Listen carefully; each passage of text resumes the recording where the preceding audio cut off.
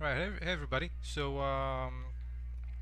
I had some little difficulties with my mic, but welcome to another stream. So today I'm gonna be following yesterday's stream and focusing a little bit on some of the level design and hopefully if my old timer computer can cooperate.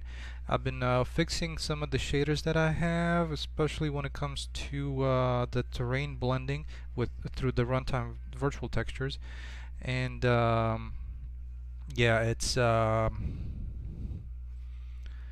I think I barely have like two cores that are trying to compile these shaders right now. So taking a little bit longer.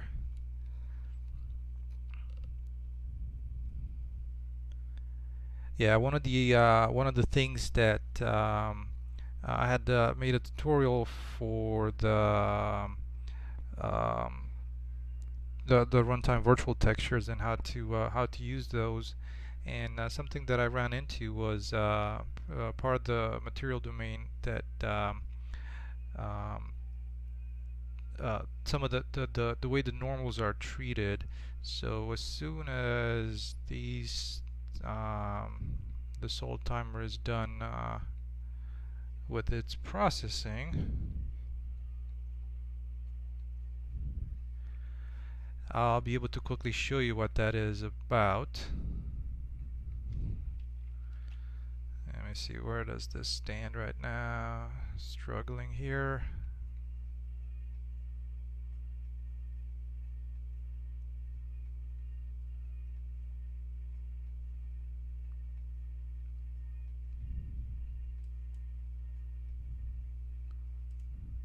It's not even showing Unreal Engine in the task manager. That's how um, resource intensive this process can be with Unreal.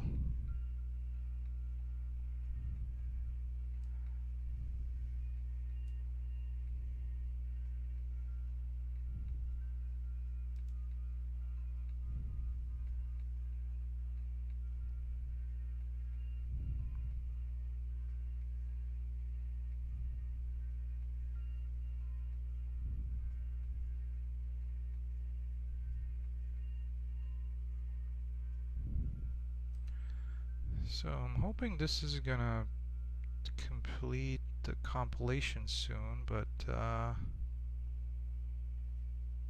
oh, there it goes, finally. I really need to save some money and invest in a um, 2020s type of computer.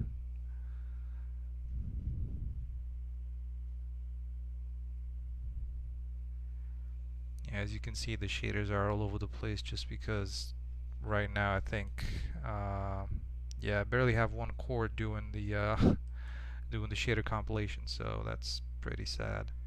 But almost there.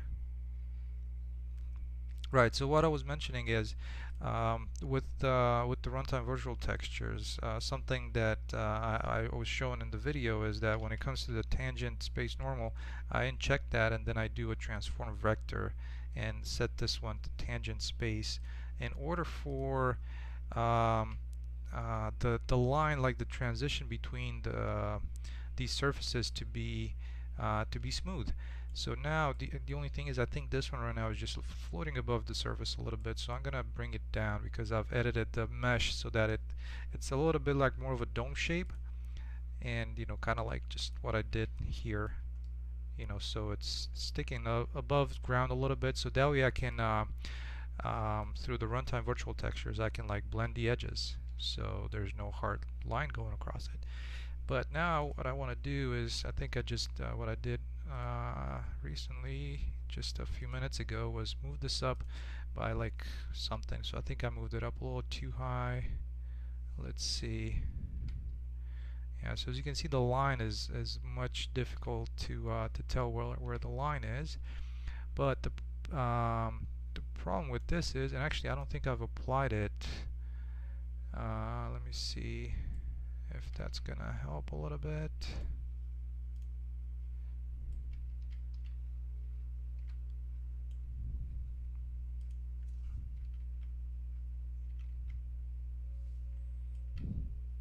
Yeah, so see, it's much tougher now to tell where the line of the road is.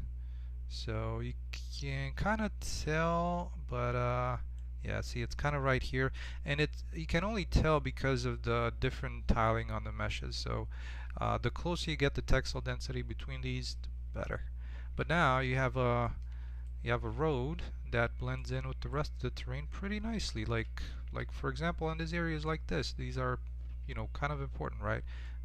Where you transition from the road into the little, in this case, just a parking area. But yeah. So I'm sure you can adjust this a little more, you know, to make it look even better by tweaking some of the tiling on this, you know, when it comes to your mesh. But I'm pretty happy with how that looks. I mean, these are definitely going to be covered by some of the terrain, the landscape materials, grass maps. So let's see, maybe I can turn that on, and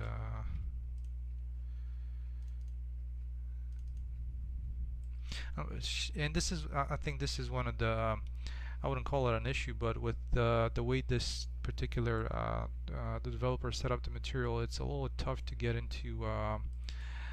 You know, the material functions work great, but when you change textures, there is no, you know, you actually have to go in here and change these. They're not set up as parameters, and I'm guilty of that for my tutorial with materials. But yeah, uh, I've updated that to use parameters. So you know, no biggie, but it's a little tougher to control the textures. So now let me try and see. I have the grass, I have the rocks. So this one should have those grass maps. Let's see if we can hook something else in here. Mud leaves, mushrooms. Let's see if the logs or the ferns. Let's see, so this is gonna probably take a little bit to compile.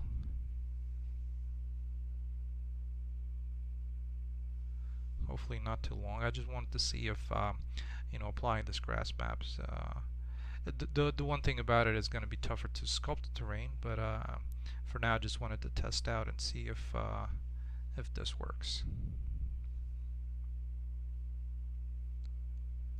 So yeah, like I said, there's a little bit of compilation that's going to happen. And let's see if we're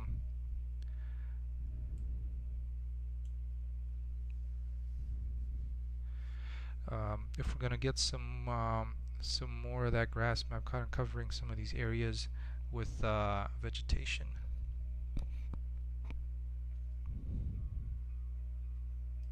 And you can usually tell in here we have the ferns layer, and this is using this particular grass type. So you can always take a look at the grass type to see the particular assets that he's setting up. So in this case, the developer has a fern 01B and maybe a couple of more ferns in here. So there's some more ferns, and you know, there's quite a few layers, and that's why it makes it somewhat complex, especially when you start sculpting. And depending on the density of this, like one of the other ones that the developer has on here is I believe this moss. This moss is actually, we can take a look at it real quick, but I think it has like a bunch of actually, where is moss here? So this particular layer has a bunch of these moss clumps, and the density is extreme, or it's really high, like it covers the entire terrain.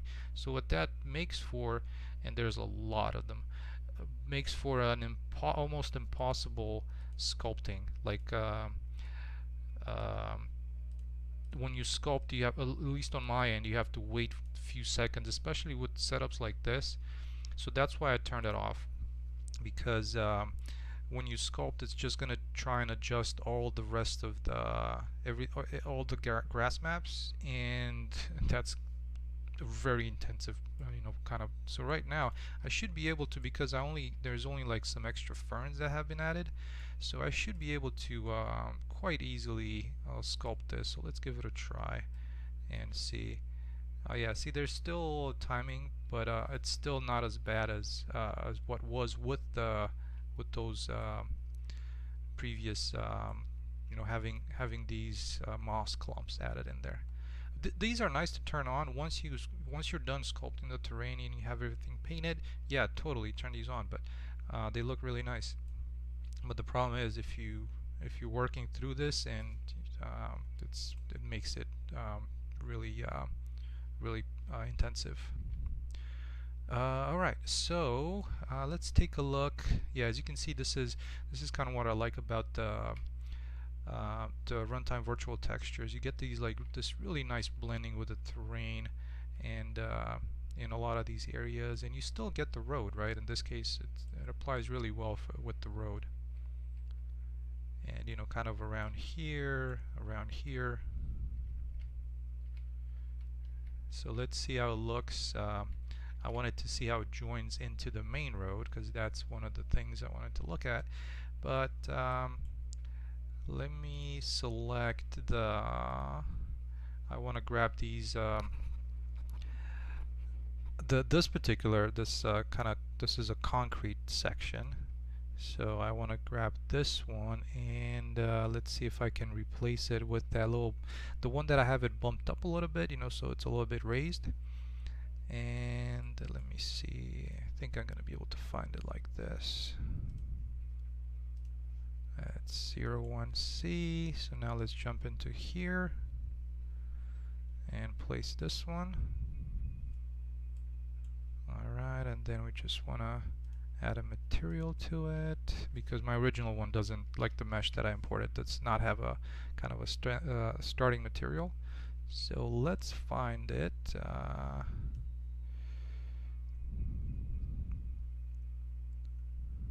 I got so many things here. I need to like do quite a bunch of cleanup.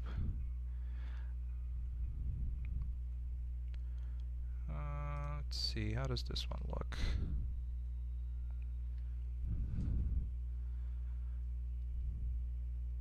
Let's compile these shaders. Anytime now. And the other thing that I played on yesterday is the lighting. So I managed to get it to a point that the daylight was something that I'm satisfied with when it comes to daylight lighting settings. And yeah. But let's see, it's starting to compile them. Come on, you can do it. There it is. So it's actually a kind of a interesting looking road texture. It's a little bit on the lower quality side, but let's see, can I find the one that I had previously had? At least now that it's compiled, I can probably just change it.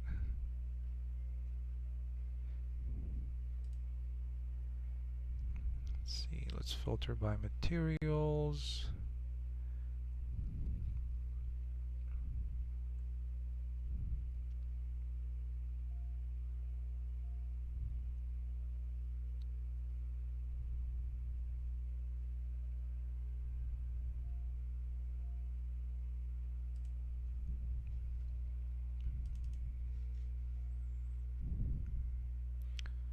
I'm wondering if it might have been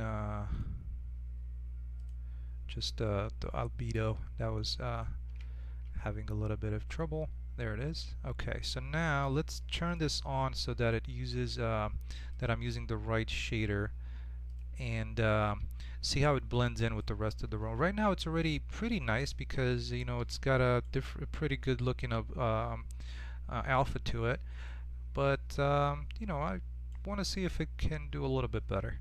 So let me change the master for this.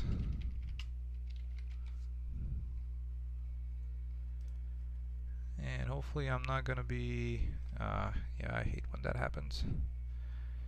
Sometimes the settings don't translate that easily, as far as when you have when you change the master material, so the whatever you had previously as a normal or base color do not really translate once you have your own shader. Alright, so let's set the normal for this, and since I have a custom opacity, actually I don't need it because this one already has the opacity in the road, so that's good, but I want to blend it with the environment. Let's see how that's going to turn out. Just going to set this to the side. Oh, and let me do, it doesn't have a custom alpha, it's just using the regular alpha, and there you go. That actually blends in pretty. I mean, it's not perfect, but it blends in pretty nicely. So let's see if I can get it to work a little bit better by adjusting some of the blend settings.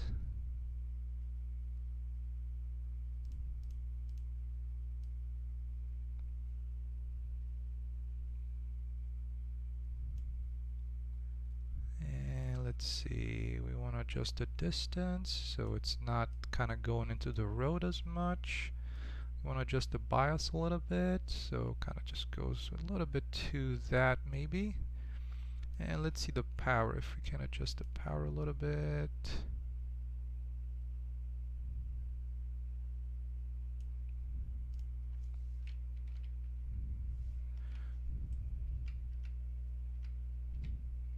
Yeah, I think that's actually pretty good.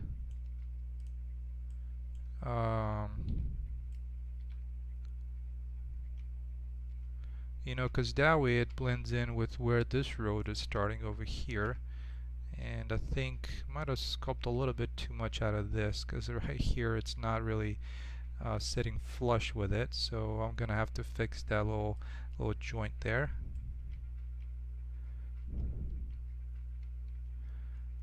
But now there's a pretty good connection between where the road is and the terrain. Yeah, I think that works out pretty nicely. Alright, so let's fix this here first. This kind of little bump in it. I think I might be able to just maybe smooth it out a little bit. Let's see if that fixes it.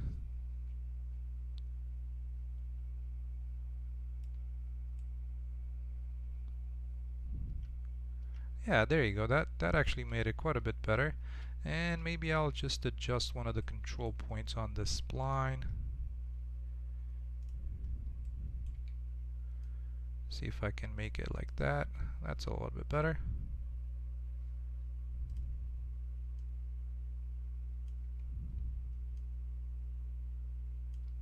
I think I might have rotated a little bit too much.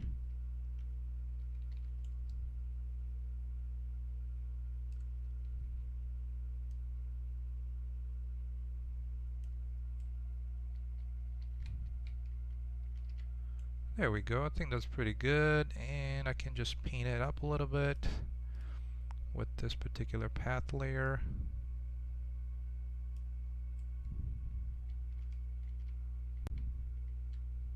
There we go.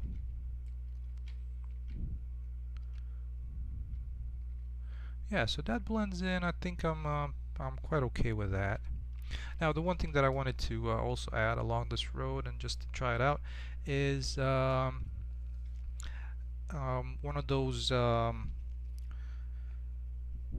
of like a procedural placement tool that I think it's also comes with one of the content examples or the blueprints example from Unreal. They have this pretty nifty little I think it was called placement, random placement. What was it? Random foliage spawner. And now this is used for foliages, but what I'm hoping to do, I'm not entirely sure if that's possible. I need to try that out. to see. So right now you can spawn meshes. I'm not sure if you can add decals, because I was thinking of using this to spawn a bunch of like just um, you know, like patches, you know, like the road patches. So I have some road patches that look, and let me show you real quick.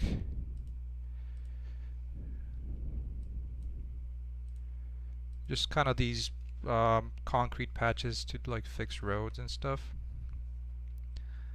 Let me put a couple of them in here. So maybe that's probably not the best one. And actually I need to select the proper level that I want to work on. So let's see. Where would those be at? Road patch. Yeah, so road patches, these are I think the ones that to look at.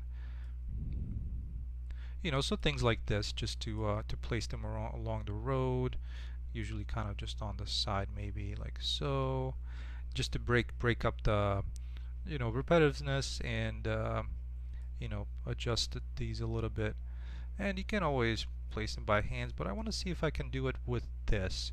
And right now it's just a bunch of grasses.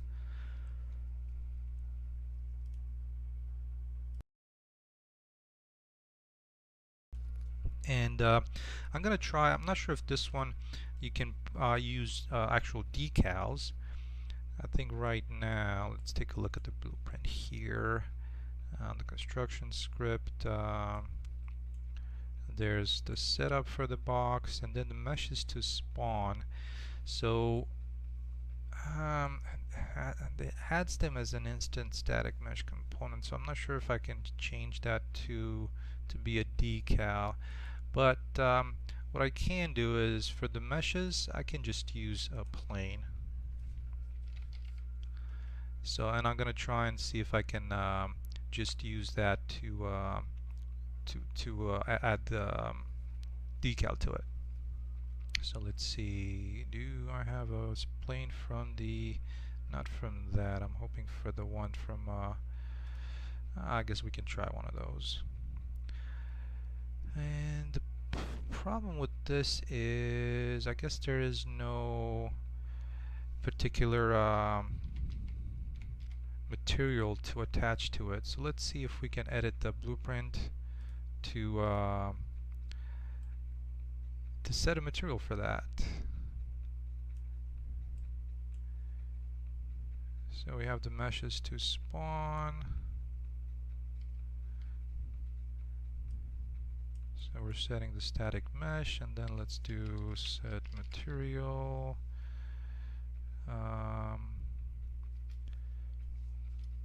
There shouldn't be that many because it's just one. Let's see, maybe we'll just get off of this.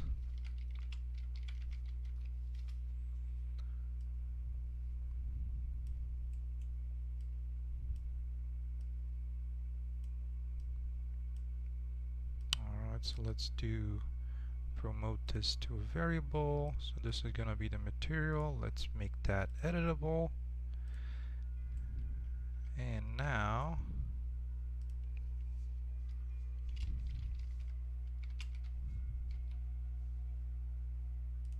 where is the one that I just placed?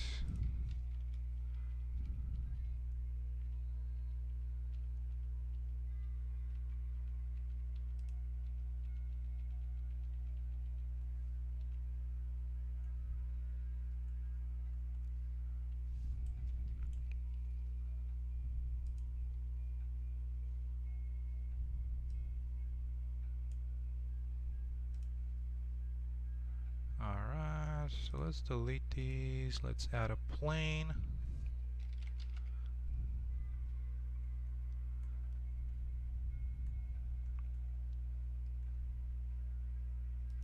Alright, so that should do. And for the material, I'm going to try and use the road patch material and see what mess this is going to create. Let's make the scales somewhat smaller.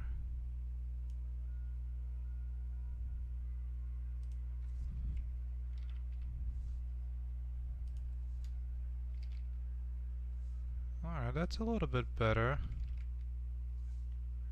Not sure why the scale got so blown out.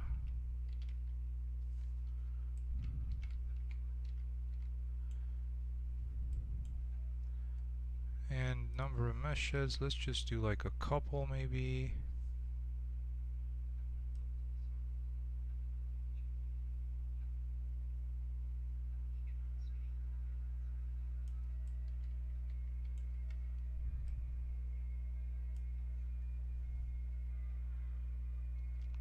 So the only thing that I don't really get is this this radius. It doesn't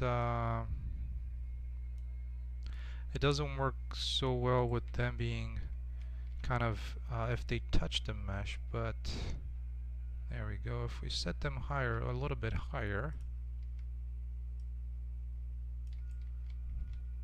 we can make him like that. Now the only thing, this is a it's kind of like a radius base, so it just spreads out like that. What I was hoping to have is something that's like a kind of a line, so I can place one of these that's going to cover, you know, probably a section from here to here. And I'm getting that, you know, this could probably be done on a spline, but let's try and see if we can see how this was set up for where these are placed.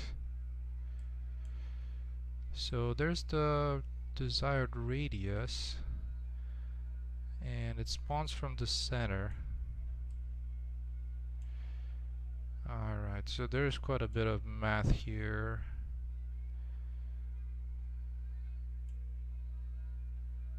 And there's a sphere traced by channel. Yeah, there's quite a lot to mess around here during a stream, so I'll just leave it the way it is for now. I might revisit it to see what's going on, but right now this is spawning like a couple of meshes, and it's probably a lot easier for me to go with this. And let's see if I can actually set the scale to be a little bit smaller. They're still kind of big patches right now, so let's do 0.5 to 0.02 maybe. There we go. So that's a little bit better, but it's still gonna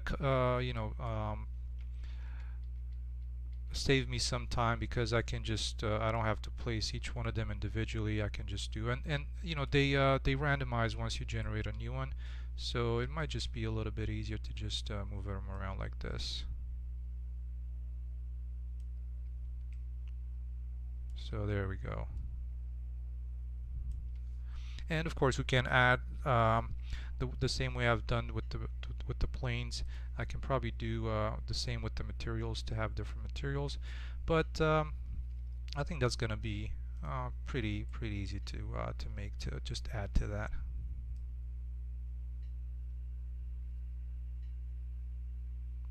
So yeah, the only thing is it's a little tougher when it comes to flat meshes, because you know, they have to sit right on top, and even if you do have a decal material, it's still a little bit tough. Like, this is what you run into. So I guess it's kind of a wash, unfortunately. It might just be easier to place a couple of decals like I've just done, and then just move them around, and then maybe rotate them, you know, because you can have a couple of different patches.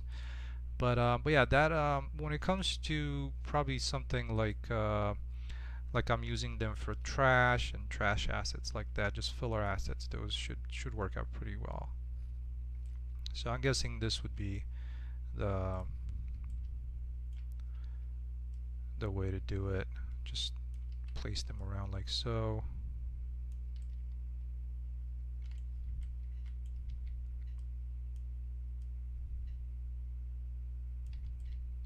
And I'm guessing it could also be done via the road material.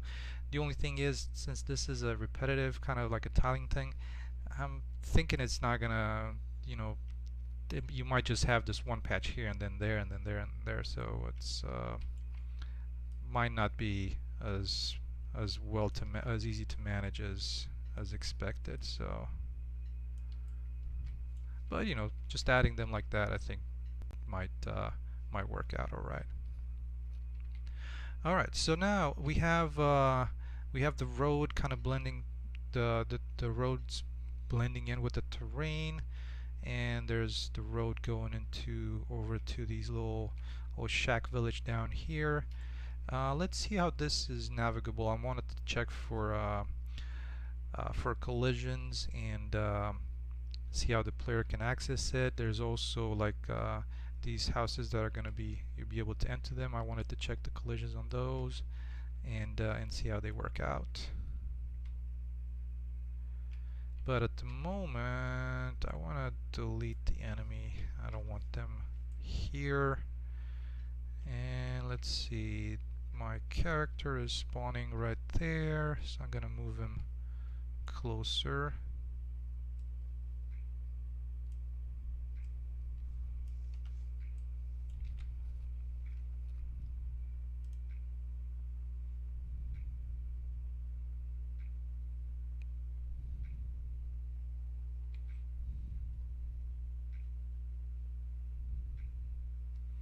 Alright, so that works pretty well. Let's see, what can I close? I have a bunch of these things that I have open here, and they just take a lot of processing.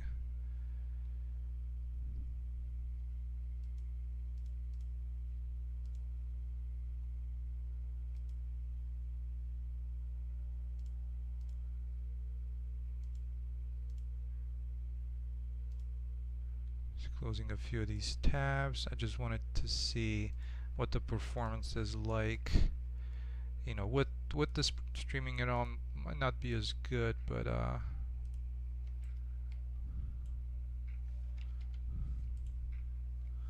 so let's see. No, I did not want to do an exit. I wanted to open the console. Alright, let's take a look. So alright, so not too bad, around 50-ish with the streaming and all. Works out pretty well, I would say.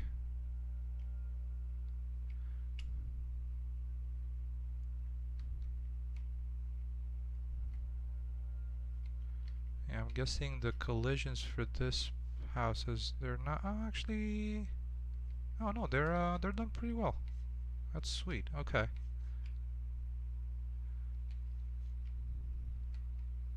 And I'm kind of happy that the interior is not very bright, though. It looks like there's some light leaking there from the directional light, I would think. So let's try and fix that. Hey testers. Oh, that tree is a feature, right? No, it's a I'm actually, now that you mention it, I'm gonna, because it stuck with me as well. These are all procedural placement trees, so the unfortunate thing with that, when I placed the kind of the shack village around here, I didn't put any of the procedural blocking volumes, so they just it was just there. So I guess that one was the one that I got missed, and I didn't clean it up. And I guess we can do some cleanup around here where for these power lines.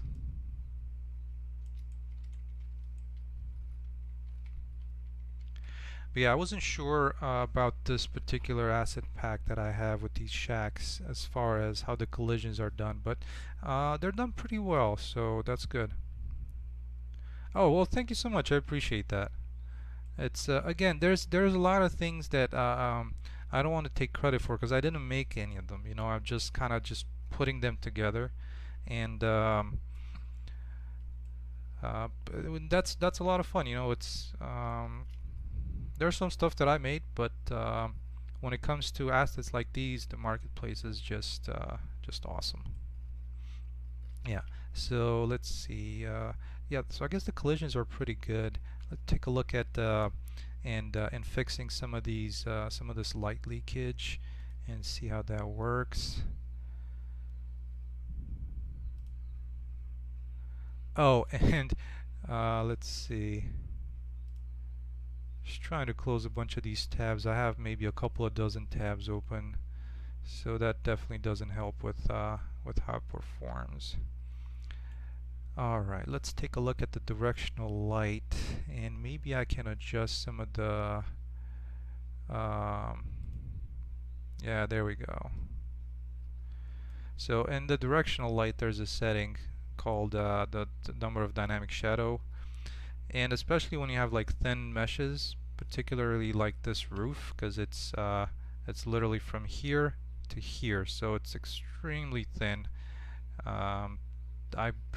I wouldn't want to go in and like edit all these meshes, because it's probably a lot of work. I do like them how they look from the outside. It was just they were not really well set up when it came to addressing the light leakage. So it's yeah, it's one of those things that when you buy stuff off the marketplace, sometimes you still have to make fixes and adjustments. Because what that did, it's also gonna bump up my how this performs. So let me see if I can maybe I can adjust the distribution exponent a little bit to address some of that light leakage. Okay, that works a little bit better. But as you can see, it also dropped a little bit in performance. So it kind of works. It's just, I guess, how far you are from it. It's okay. I think it's gonna do. I think it's gonna do all right. Yeah, but that's the thing. You know, once you drop that dynamic shadow cascade, that number, it's still gonna. So I'm just trying to come up with a value that would positively impact the light leakage, and I think that might have done it pretty well. So if anybody is interested, bringing the dynamic shadow cascades to 4, then I guess distribution exponent, and I think it also depends on the size of the mesh, like how big is it. Like for me right here, this looks pretty good, and it so it's quite alright. Let's see in some of the other shacks. Yeah, I guess it could be a little bit better. Let's see. I'm not sure if this one. I think it's like oh yeah, this is one single mesh like that. So I was just thinking of cheating a little bit, and actually just creating another one on top of this like that. I mean, I'm guessing it doesn't look too terrible, so I think I'm just gonna keep it the way it is.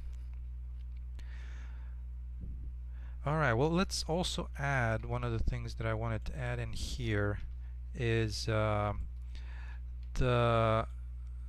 part with these is being blueprints, is that there's also like some doors in here that I want to make it enterable. So I'm gonna remove this door first from the blueprint, and then just gonna add it in.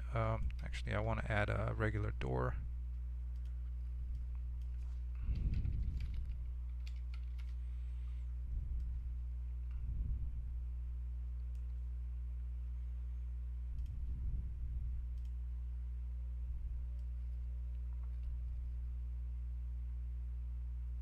Alright, so first I want to make sure that the door opens up properly.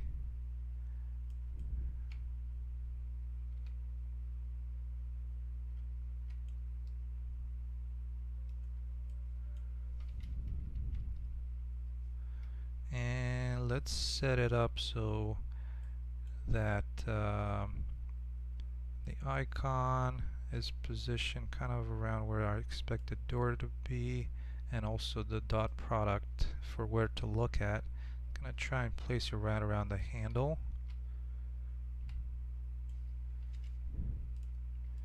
And since I don't have the decals, I still want to position them around where this particular door is at. Because if I want to just use some kind of decal on it, that might it might work out pretty well.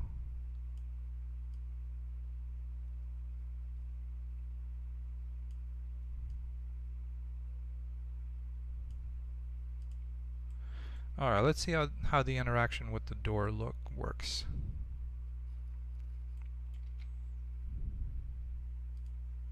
Yeah, I need to fix that.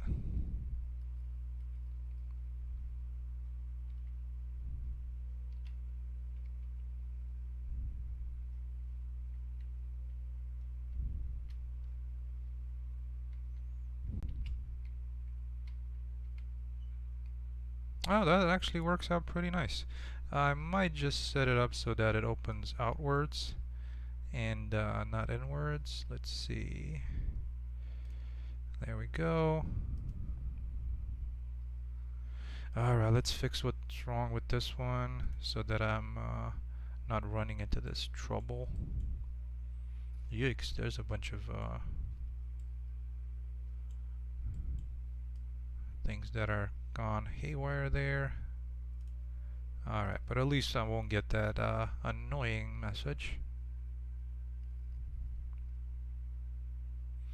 And one thing that I wanted to check, okay, so that's 180. It just seems like this door is a little bit slanted inwards for whatever reason. Anyways, let's jump in.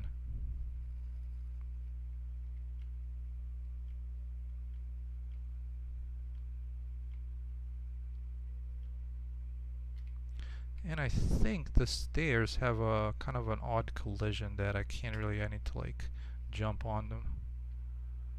Oh, there we go. That's nice.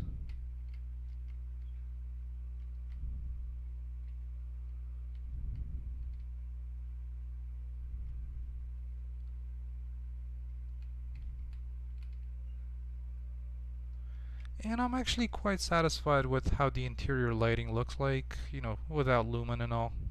With lumen might look even better, but it's quite alright.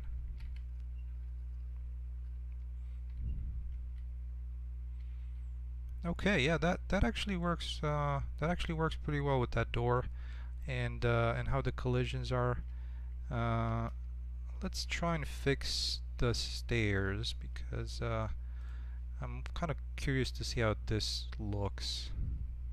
It's probably just a box, or it doesn't look too bad.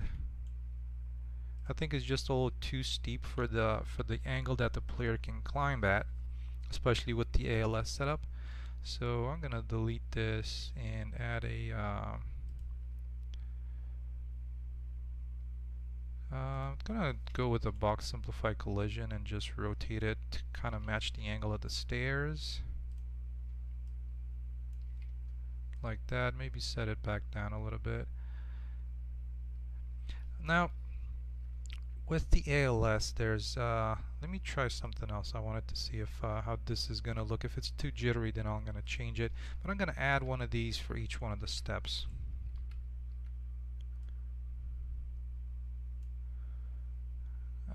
Let's place this to be on the left side. No, I guess the left side is going to be the front to see it from the side. There it is. So let's try and place these best as I can. One here, one here.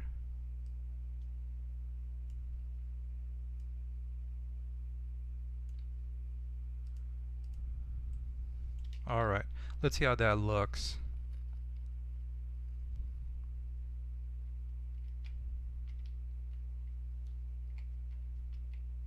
Oh yeah, that looks much better. Now the thing is, there's like things in the way. Why are there things in the way? Huh, try to climb on something.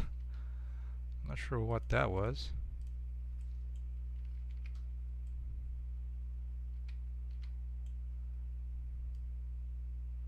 Let's try and get some of this stuff out of the way there.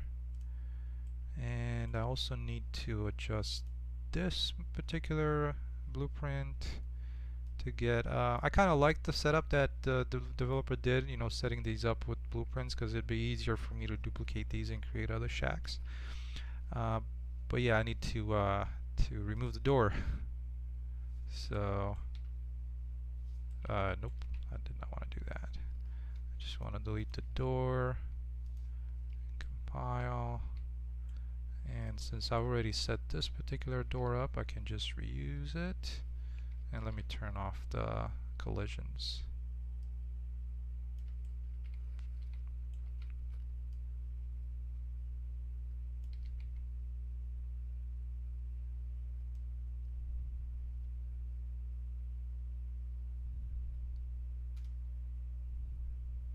And I like the fact that the sizing of it is pretty well done as far as kind of the scale versus the player.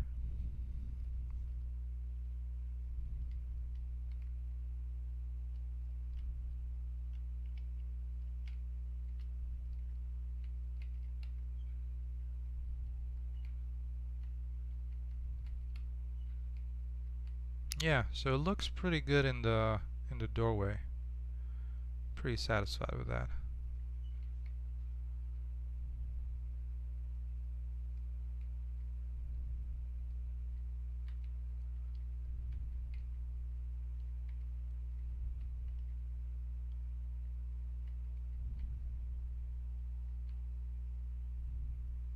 So this one is missing some doors, but other than that, navigating these stairs, let's see how this looks. You know, there's a little bit of jitter if you do look down at your legs. And that's one of the things that I kind of like with the IK stuff, but at the same time, it's a little bit you know, it's nice to look down and actually see your feet positioning, you know, kind of being positioned on each step of the ladder, but I'm actually wondering if I can reduce that by making them so they're not as tall, you know, like each one of the steps.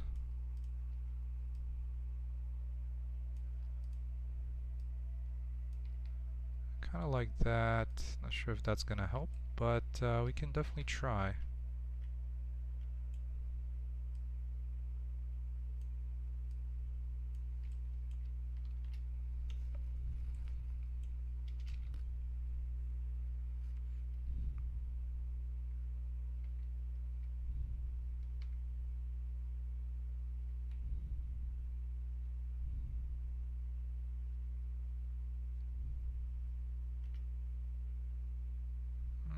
There's still a little bit of a jitter.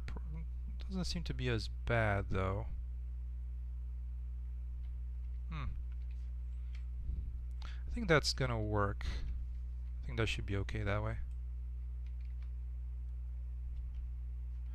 Alright, well, let's fix some of this terrain and then do a little bit of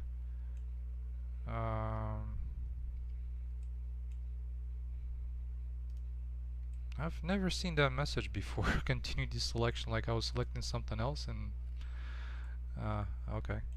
So let's kind of make this level so everything is, you know, because right now everything is floating a little bit. So I'm gonna do a little bit of sculpt to get the feel for where this should be. Yeah, and see these freezes are because of all the grass maps. So that's why it's kind of just hanging a little bit. And sometimes I tend to get it to a point, especially if I have these grass maps in place, I tend to get it to a point where I'm happy, and then with the flatten tool I can just kind of sweep across like this here and bring it up, and then yeah, see, now you have to like it freeze for a little bit trying to process the new placement of everything that's with the terrain. And you know, it's in place, but I think I might have brought it a little too high here, but that's gonna be okay there. Let's see everything else that's sitting below ground or above ground.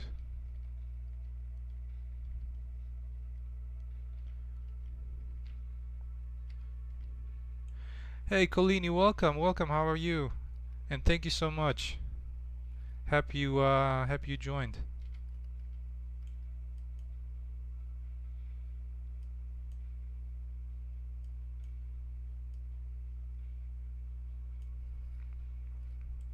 Ah, yeah, that's definitely a good comparison.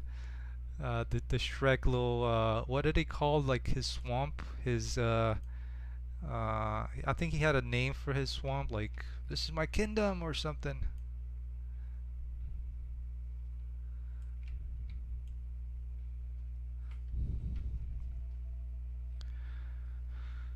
Yeah, yeah. Do ping me on Discord, so you know we can have a chat and we can take a look at what's going on.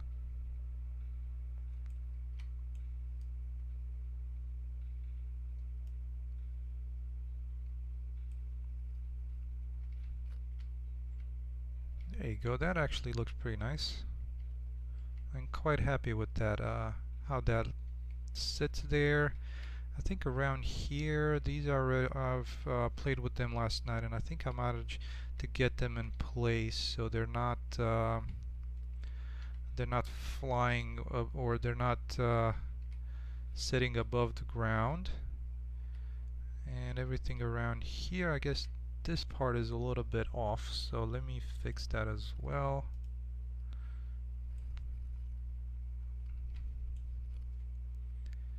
And flatten. I think the rest of it is fine. Yeah, I think the rest of it looks pretty good. Okay.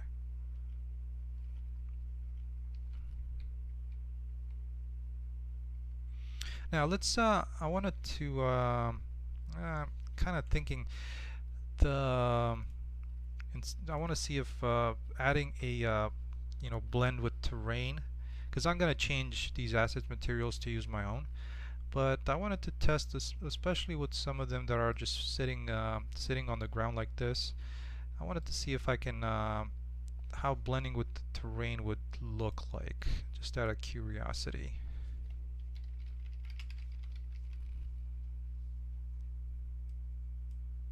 So I'm going to change this to my material, and let's apply the base and the roughness.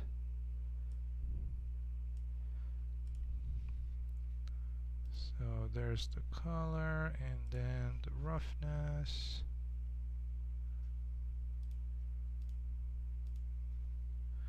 And let's see how it looks if I blend it with the environment. Yeah, it's all too much. I don't think that fits in pretty that good. Let me adjust some of the blending settings and bring them down a little bit.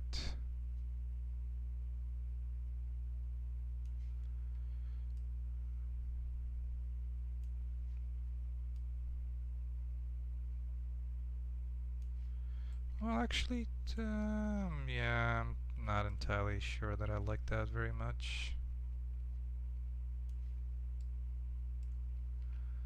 It could kind of work maybe for some assets, but I'm not sure if this is really the one. You know, I guess it can look nice if the inside of it, but yeah, I think it's just not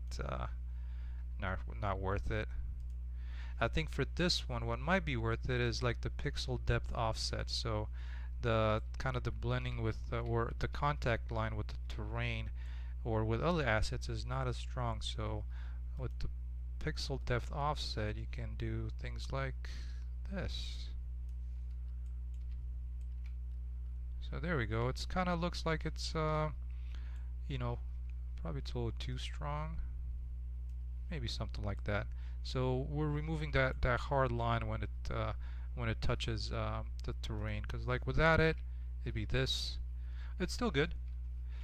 but I think I like it better that way. So yeah, there we go. And I'm going to apply this material to it. I don't think it changed, or actually I think it might have, because I've changed the actual material, so there it goes.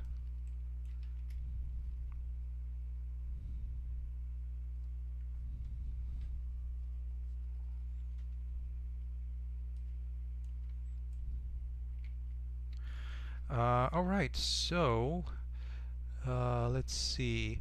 I wanted to as part of the work, I will also do the because right now I have the setting, the setup for the daytime, and I've kind of disconnected everything for like the other times of day.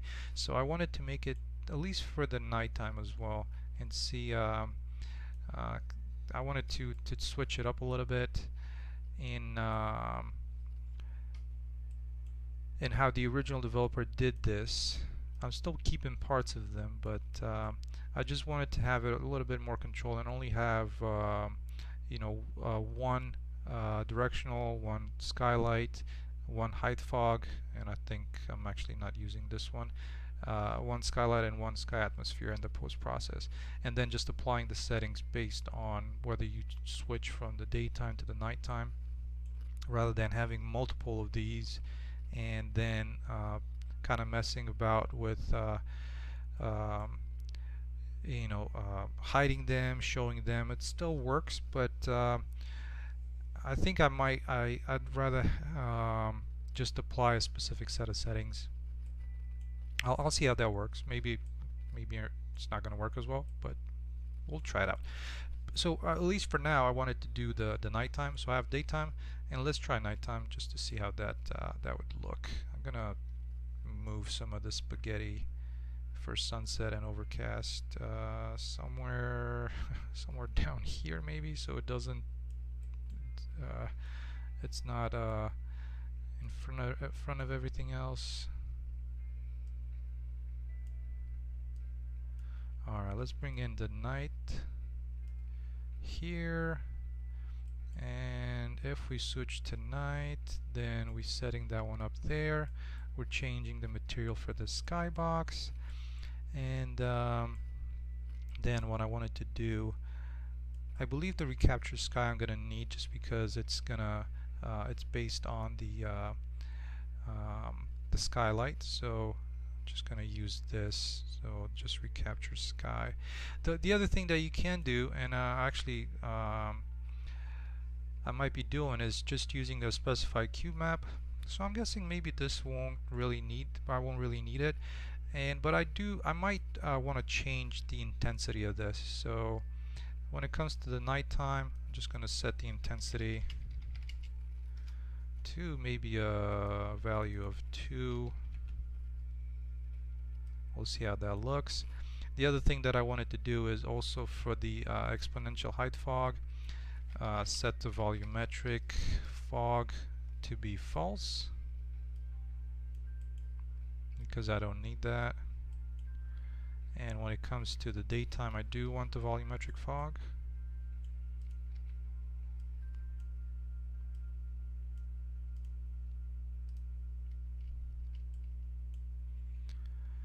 And yeah, let's see how that works. So I have daytime, I have nighttime, and of course, I also need to set the intensity of the directional light. And this is where I kind of get what it was being done before with all the separate separate directional lights, skylights, and so on and so forth. But I think I might be able to better contain these in just functions saying apply settings for daytime, apply settings for nighttime, and so on. So we'll see. I'll see how this turns out. Okay, and daytime. I think this could be just called the directional light. So directional light.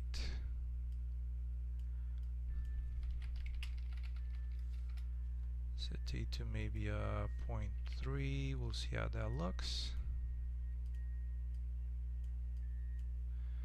And right now it's set to 4, so I'm gonna switch this to 4.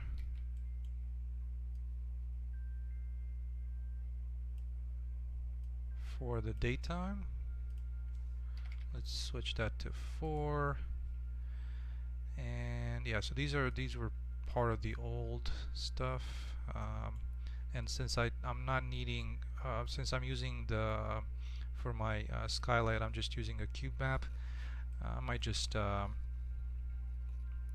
work off of that and just adjust the intensity. Right. Yeah, let's see how this is gonna work. Oh, it's already... Whoa, actually that doesn't look half bad. I'm quite satisfied with that, to be honest with you. The only problem with it is that I believe the moon, especially with this skybox texture, the moon is coming from a or at least the moon texture is over there. Okay, so the angle of the directional light is not really the same.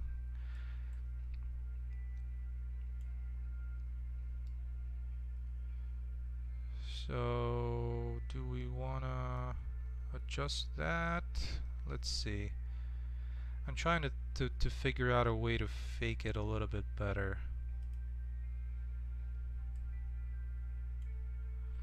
Let's see what it is right now. So right now the rotation is let's make this, because I believe during the day it does match where the skybox is. So the sun is right there. Apparently it doesn't really match for during the day either. So let's try and adjust that first. So I'm going to move this to the side a little bit and adjust the angles of the of my directional light to better match kind of the angle coming down. So the directional light in my viewport,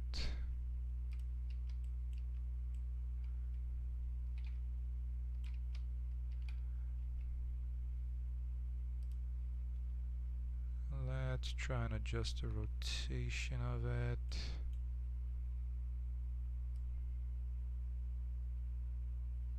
That's getting a little closer, and maybe a little bit more this way.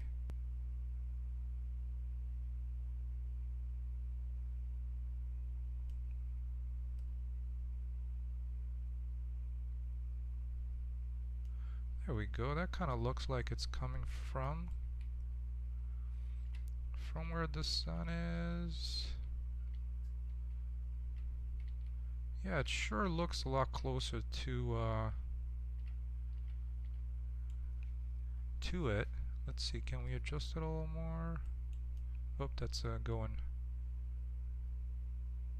Yeah, there we go. I think that might be on the money there. Yeah, that works. So that would be that would be the daylight. Let's see, maybe I can tone it down a little bit. It's kind of getting a little bit too towards the end of the day, but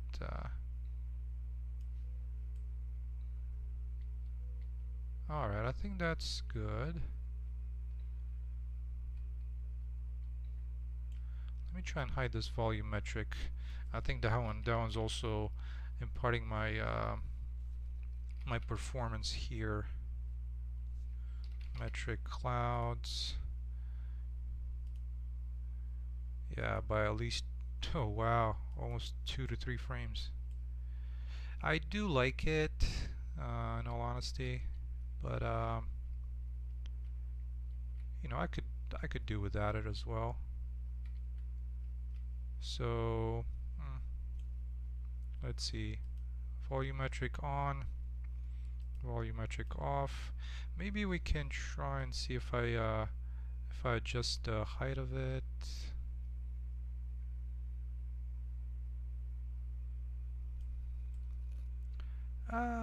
I guess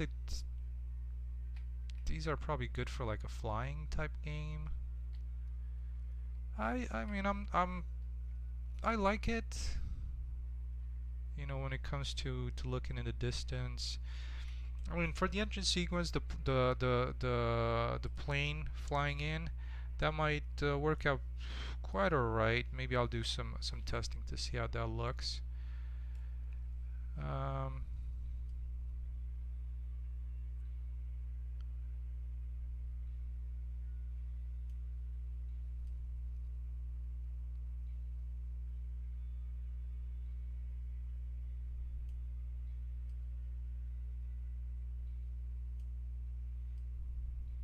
See, I guess these things don't do a whole lot of anything.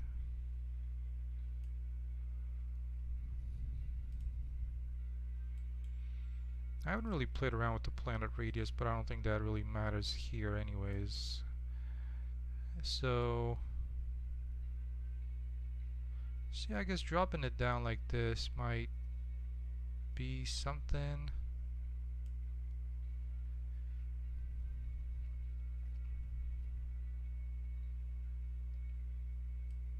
See, does this one do anything? I guess it's better to be left at 0.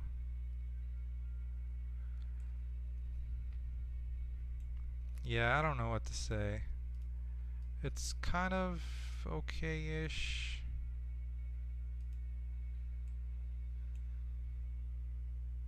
But at the same time, it's one of those things. I'm on the fence about it, so I'll keep it around. I might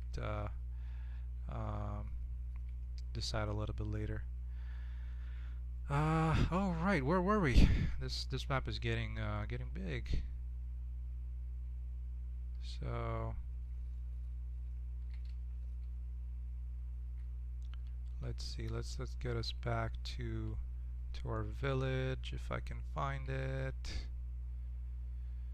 Where is it? Where is it? Let's see, maybe I can just look like this and look by the concentration of triangles. There we go. It's always one way to navigate it.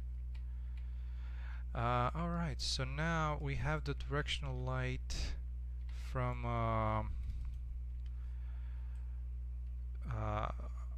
for the daylight. Let's see, how close is that to nighttime, because I would like to have it, and actually that is pretty darn close,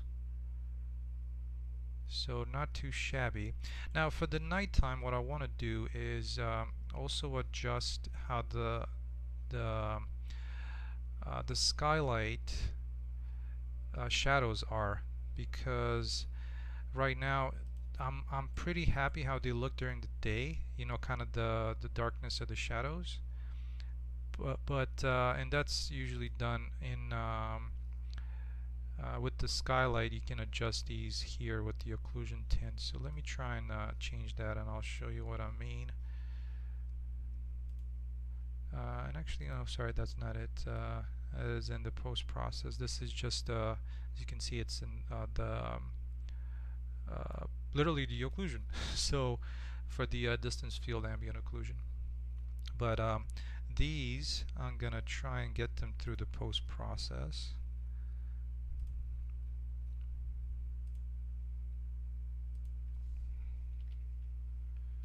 Let's see how that works.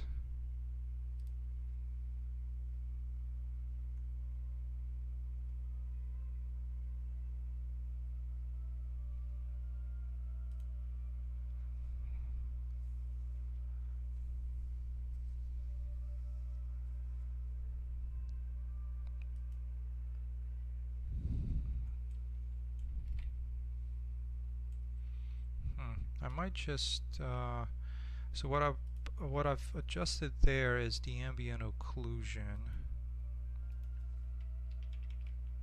That's all too strong. I think that might be a little bit better.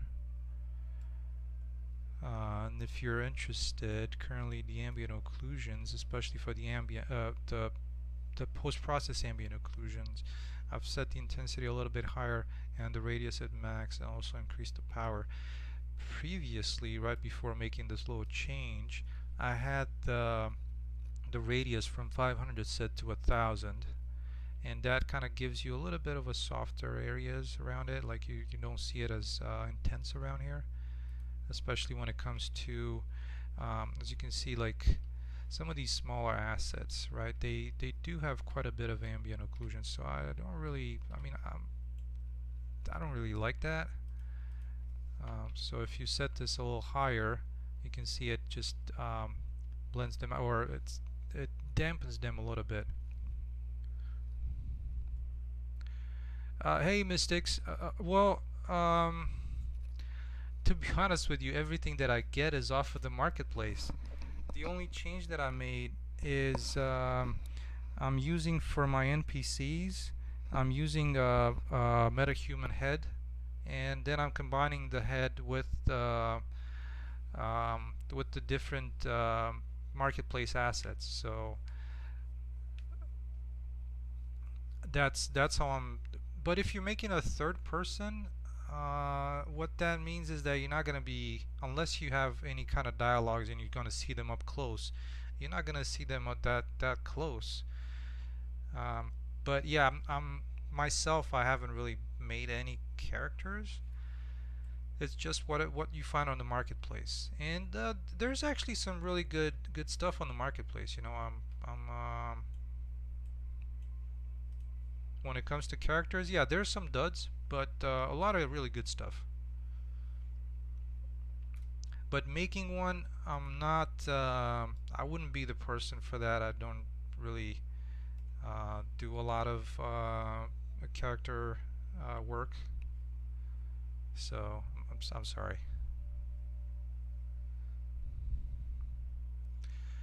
Alright, so let's see.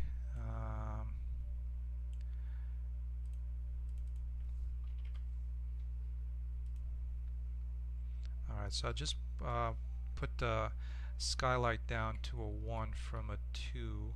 That was during the day, just to give it to make it a little darker. Now let's see if I can increase the shadows a little bit more. So I'm wondering if that might be in also in the post process, but the shadow settings. Let's see how that can be adjusted.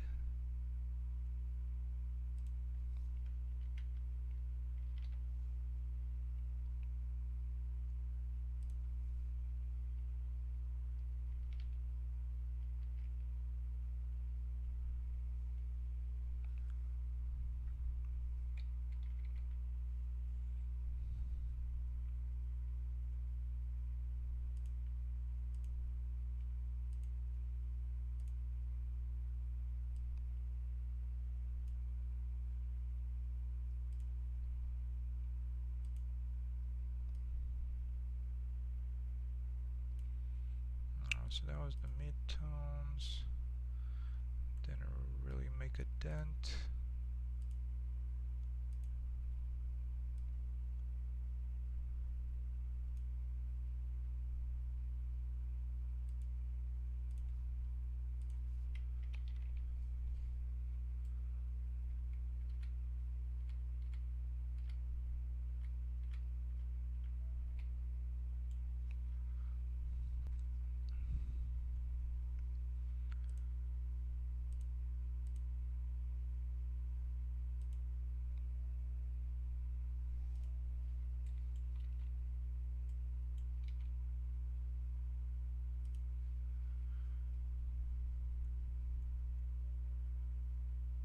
Okay, what am I missing here as far as these kind of darkening the shadows up a little bit?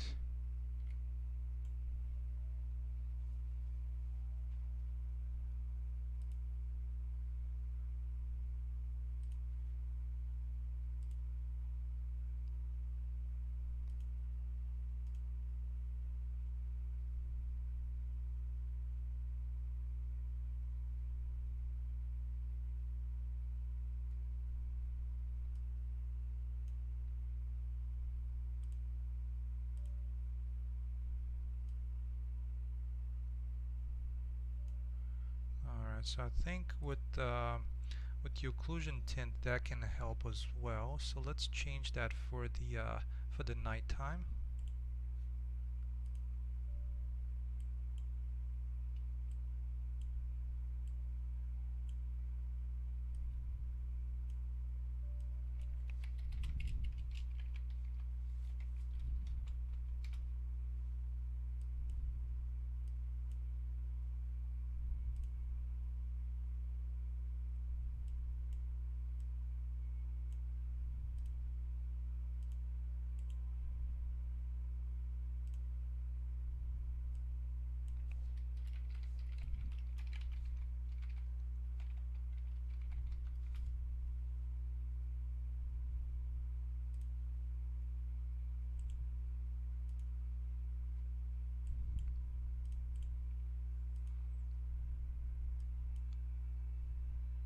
Alright, so what I'm doing here is I am looking at I've created a setting the occlusion tint, and I have a daytime occlusion tint, which is kind of this lighter color, lighter gray, and then for the nighttime,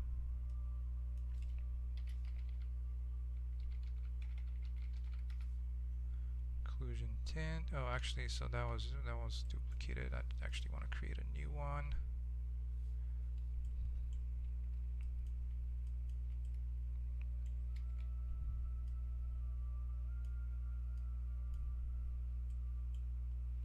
And make that one really dark. And also, I'm gonna add the lookup table colors here. I'm not sure if I can remember if I have a night one. Loot night. Okay, so that should also help. And let's promote this to a variable. And this one is going to be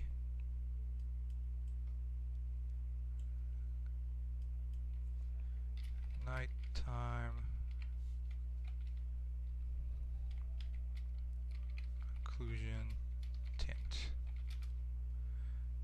And we'll make this one, I'm going to keep it pretty dark.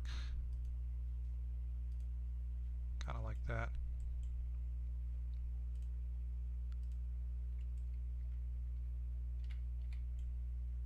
Alright, let's see, maybe change that and make it even darker and see if it helps a little bit.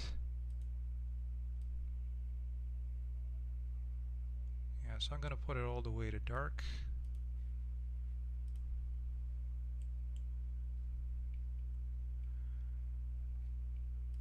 And let's see for the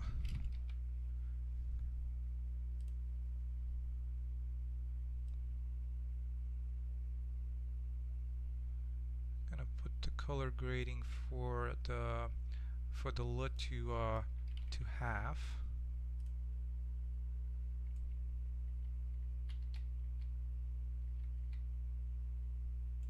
So that definitely looks a lot better, at least to me.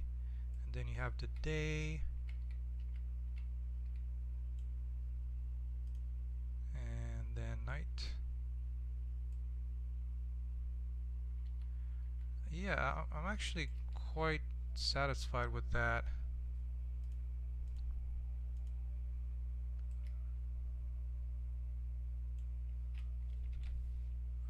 Let's see how it works at nighttime. One thing that I wanted to, oh, actually, yeah, that looks pretty good. I'm happy with that.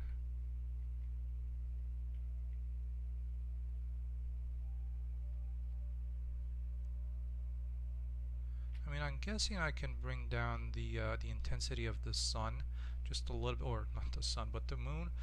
But bring that down a little bit at nighttime from 0.3. Let's try a 0.2 and see how that works. Okay, that's a little bit better. It wasn't a huge change, but I like that. And now I've changed the exponential height fog to be to not have volumetric. So let's see what changes if it does, and I don't really like that. I liked it much better when it had the volumetric values on it, or when it didn't have volumetric. So I think that looks that helps, definitely helps with the lighting. So there we go.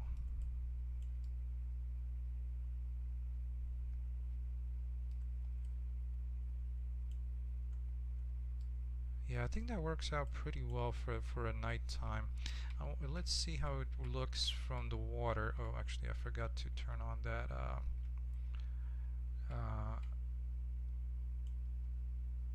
the blending.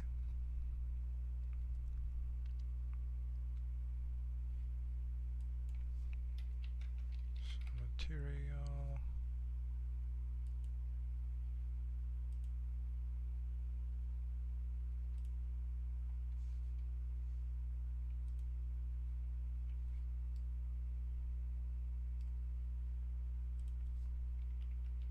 Did I set it? I might have not set it just yet, so I'm gonna have to set that up so that it runs off of if you remember, I had that collection that I'm controlling all the the, the, the variables for the post-process when it comes to these post-process materials, so I'm gonna be using that.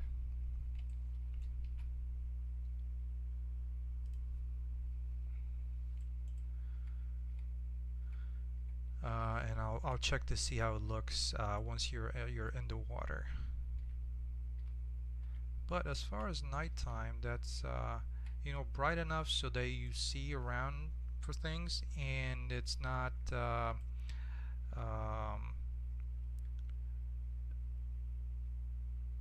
you know too bright as well.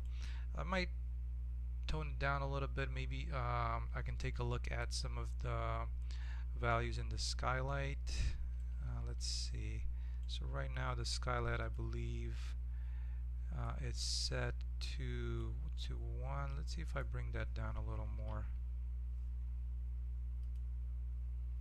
Okay, yeah, I brought it down to 0.5, so that made quite a bit of difference. Let's see if maybe that's a little too dark. Maybe somewhere in the middle, 0.7, from 1 to 0.7. So I think that is actually good there. I'm quite okay with that. Yeah. If I remove the volumetric clouds, it just kind of blocks the skybox. So I'm still on the fence whether to keep the volumetric clouds or not. Now let me, I wanted to test something out as far as equipping the torch. So there's a little bit of a thing there that it's, there's a couple of them because I have